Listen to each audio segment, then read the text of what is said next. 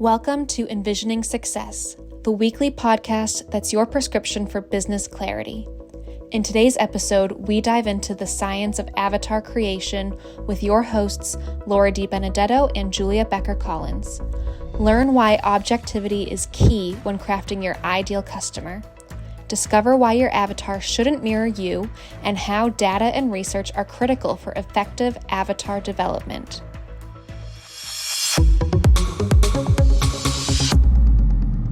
Howdy. Apparently this one is all about the two-headed monster.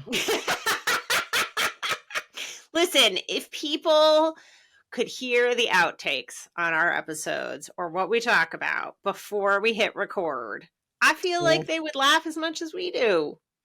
I know, and that's where some of these weird cold intros are coming from. But anyway, there's the amazing sound. I'm Laura DiBenedetto. Hello, this is Julia Becker Collins. Hello. And we're here to talk to you about marketing and help you get richer and have way more fun while you do it. So Wait. Before we get into it, because I keep forgetting to mention it, and now we are on episode 11.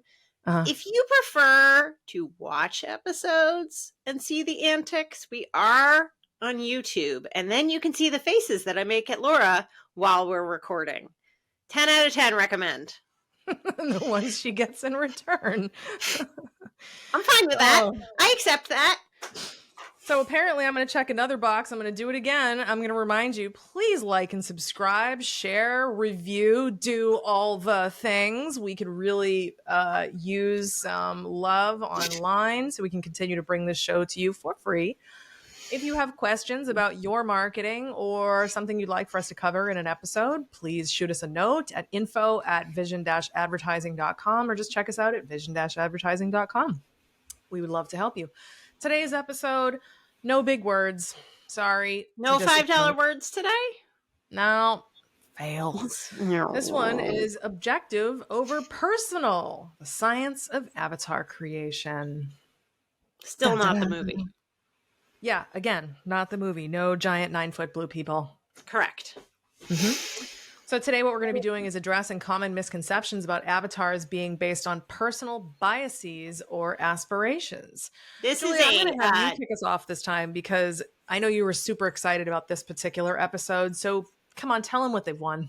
Oh man, I nerd out hard on this topic, probably because I am the person on staff who has the most conversations about, no, you're not selling to your manufacturing team, so it doesn't actually matter what they think about your marketing.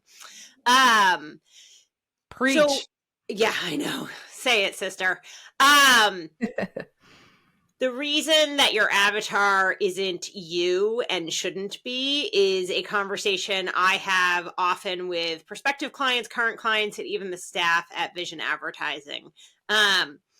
When we say that, what we mean is that you're not selling to yourself, right? You're the one selling something. And while if you've listened to the past number of episodes where we talk about the avatar, that's not the blue people. We did talk about how we need to be aligned with our avatar. The way we like to do business needs to be aligned. Sometimes there is some similarities just because of personalities. Both Laura and I are very direct. We like to receive positive and constructive criticism, no big feelings about money, et cetera, et cetera.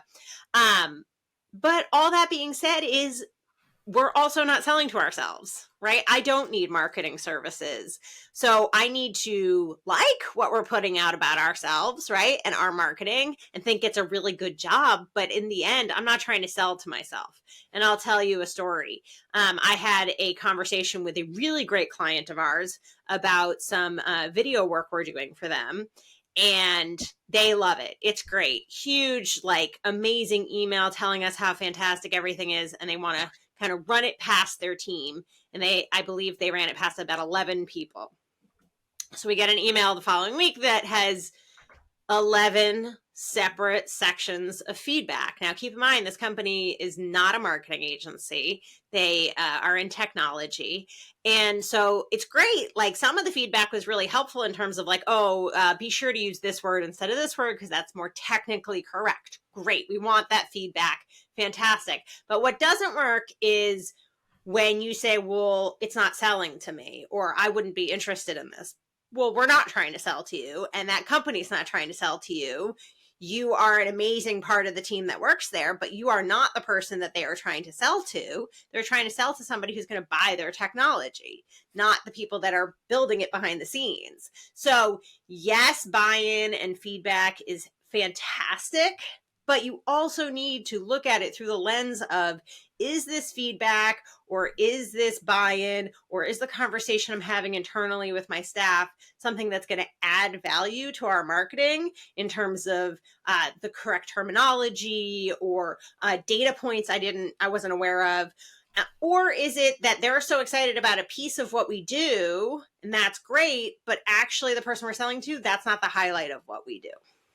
Right. No, that's awesome. I mean, you're really, really great to point that out. And I think, I mean, it would be like asking a team of, I don't know, like shoe salesmen to weigh in on a surgical procedure. Like, what do you think? I don't know. Guy didn't die. Like, Right. It's not their area. And it's like, stay in your lane. And I think it's really, really important to not try to overstate your abilities. I mean, what's that prevailing phrase? Like, opinions are like assholes. Everybody has one and it stinks. Mm-hmm. Well, it's like you said, staying in your lane. But it's true. Right. Last episode, we mentioned that we work with restaurants. We work with technology companies. We work with insurance agencies. I can't do any of those things, right? I can't cook. I can't build technology. I'm not an engineer. I can't dispose of hazardous waste. I don't know anything about insurance except it's good to have, right? Right. I stay in my lane. I know marketing, I know leadership, I know operations, HR, etc. So if you are doing any of those things and you're then trying to also do your marketing, that can be very challenging. And so I think one of the great things about hiring a professional is that they stay in their lane and you stay in your lane. Yep, absolutely. The one thing a professional can help you do, and we have helped a number of people do this over the years, I remember, is it's like, okay, if you are going to give people a vote, these are the parameters for what that vote should look like. This is what you should consider. This is what you should not consider. Because just an opinion based on preference, that doesn't get it done, man. Correct. I agree. Excuse me. So another example is, so say you have a restaurant and you're having people do tastings. People on staff do tastings of what you're planning to serve for a special. If somebody just doesn't like peppers, which I don't really like peppers, if they just don't like peppers, then they're not going to order that, and that's fine. But that doesn't mean you change the dish because somebody doesn't make it a bad dish or a good dish. It's like, correct. Well, peppers are not really your area, so you can't actually opine. Right. I have no objective feedback because I think they're gross. So just put that aside and say, like, well, you know what? Somebody who doesn't like peppers isn't going to order this, and that's okay with me. But if somebody gives a piece of feedback and says, you know what, it tastes great, but I think the presentation should be like this because that's going to make it look like it's a higher end piece of food, then that's a great piece of feedback. Yeah, I agree. You know what? I appreciate that you're using some storytelling and some metaphors. It's important because I think can be like a really tough area, because a lot of people are super tempted to be like, well, who else am I going to ask? Of course, I'm going to ask my team because those are the people around me and they care about me. Yes, they do. And their opinions do need to be qualified. Correct. As the leader in your company, it is your job to be able to filter that information into what you think it should be used and what shouldn't be used. I love buy-in. Anybody that's ever worked for me knows that I preach the gospel of getting buy-in from your staff. But that doesn't mean that you as the leader then take all that buy-in and do everything. If you did that, you'd have Frankenstein. You need to take the buy-in and filter it through. Is this useful in this instance? Can I put this away and use this later? Is this just a conversation we need to have? Okay, I hear you, but we're not doing that. Well, that's what leadership is. And I think when you really care about that your on my people, head, that'd be great. Huh? Can we tattoo that on my head? That'd be great. The amount of times I've had that conversation with people. Well, I think it's important because I think when you really have a deep affinity for your staff, as we do, I think sometimes there's a temptation to not lead because you just care about people so much. But sometimes that's just really cruel, actually, is to not provide the leadership. Like, knowing what people can provide, what they can't provide. Don't ask people to go outside their lane, and if they don't like peppers, do not ask for their opinion on a pepper dish. Like, don't ask my opinion on a pepper dish. Peppers are gross. This will be not shocking. I have tried so many times to like liver anything because I know how darn good it is for you with all those nutrients and yep. That's not happening for me. So, hey, what do you think of this foie gras? I think you're keeping it. Right. Or the pate or whatever the hell it is they make out of liver is it's a lot of nope for me. So I am not qualified to offer an opinion on, is this a good blah, blah? No, it's probably vomity. No. Right. I mean, it's also, we touched on this, I believe, last episode, and for a number of episodes at this point. As a leader in your company, you really need to have a certain amount of self-awareness and know what you're good at as a leader, what you're not good at, where you should be getting feedback from other people, and understanding, like, do you like peppers, right? And if you don't like peppers, then maybe you don't taste test that dish that the chef made. Just know that about yourself. Mm-hmm. So this is a natural pivot to talking about why your avatar isn't you specifically and why it shouldn't be. Right. My favorite example, honestly, I mentioned this like 4 or 5 episodes ago, is the people who have said to me over the years, well, I don't want to put my business on Facebook. Why? Well, I don't like Facebook. No offense, but who cares what you think? Right. We're not trying to sell to you. We're trying to sell to your avatar. What do they think? Mm-hmm. Right. I had a conversation. I think I brought this up in a previous episode, but they're kind of, blending together for me at this point.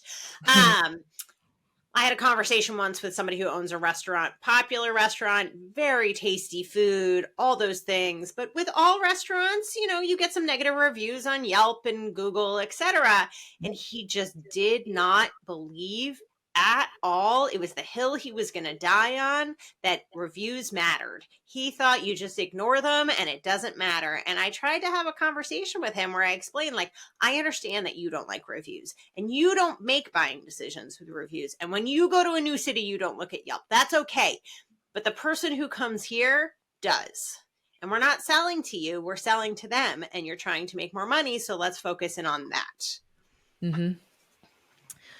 That's been a tough conversation. And I think the whole aspect of why your avatar isn't you and why it shouldn't be is, frankly, removing ego and realizing that your ideal person might be someone, and just to use the restaurant example because it's a good one, it might be someone who is willing to try a new place. And maybe you're a bit of a curmudgeon and you hate change.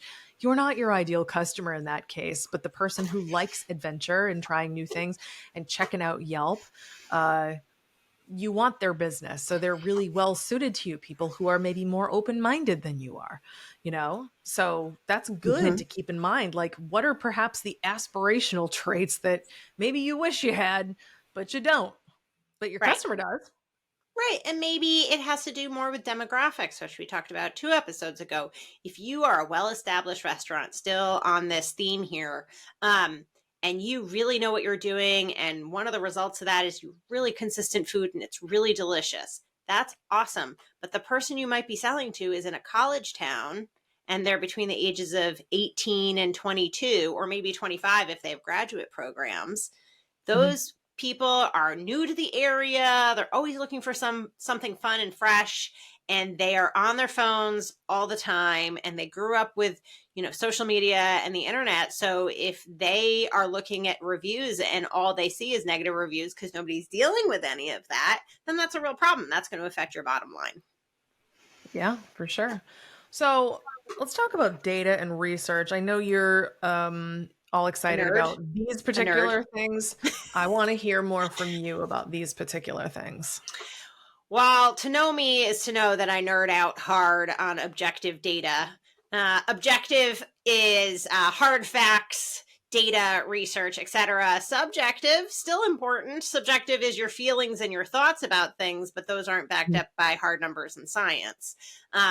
So one of the things that happens often with marketing is people feel like the whole thing is subjective, when actually there's a lot of objective truth in marketing. And this is where I like to be a total nerd. The importance of data and research in crafting an avatar cannot be overstated. We have talked for a number of episodes now about, the ways of constructing your avatar and what you should be looking at and thinking about, from motivations and challenges to demographics and geography, etc.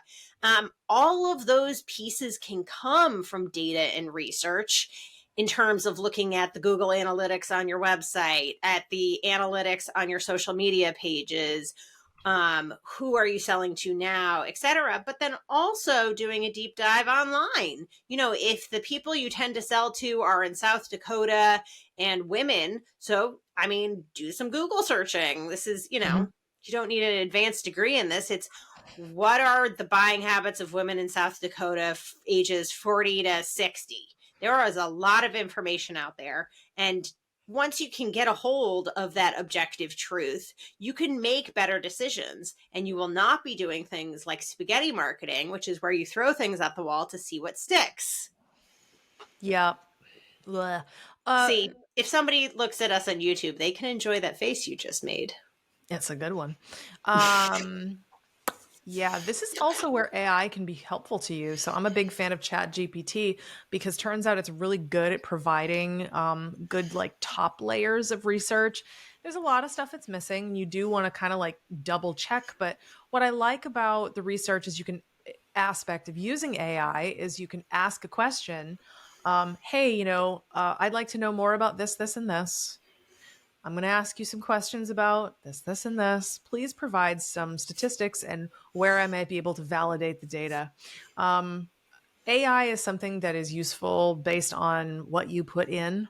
So if your prompts suck, your results will suck. But you can definitely get some good information there. I would definitely validate it. But sometimes it will also introduce data points that you hadn't thought of if you simply ask, what are some data points that I might ask you that I haven't thought of? And it will actually give you good ideas, so you can really start to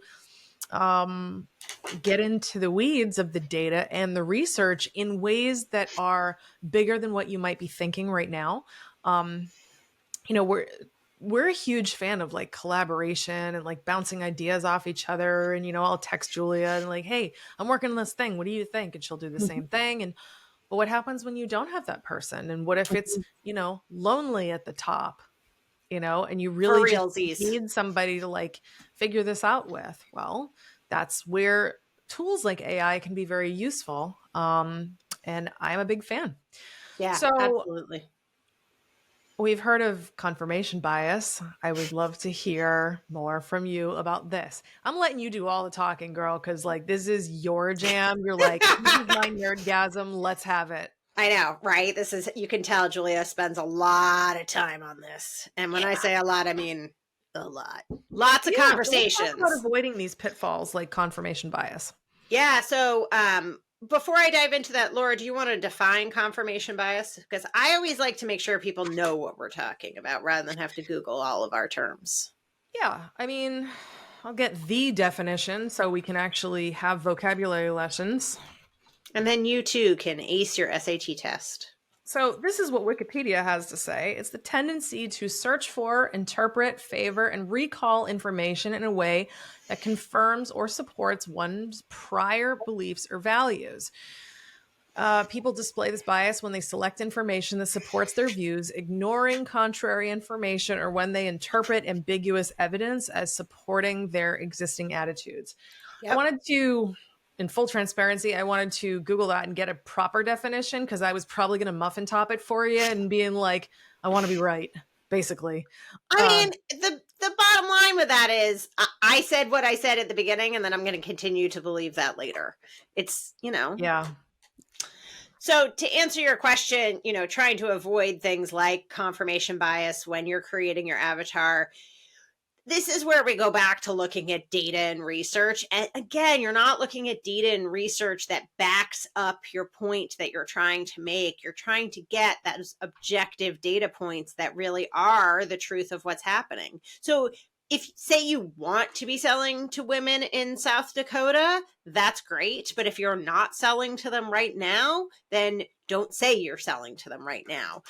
If you think that women in South Dakota will pay $150 for your sweater, that's great, but don't just look for research that's going to back up that point. You need to see, how much are people spending on sweaters in South Dakota? What is the median household income in South Dakota? Et cetera, et cetera. Rather than only looking for data points that support what you want to believe, you need to find out what is actually happening so that you can then figure out how to move forward.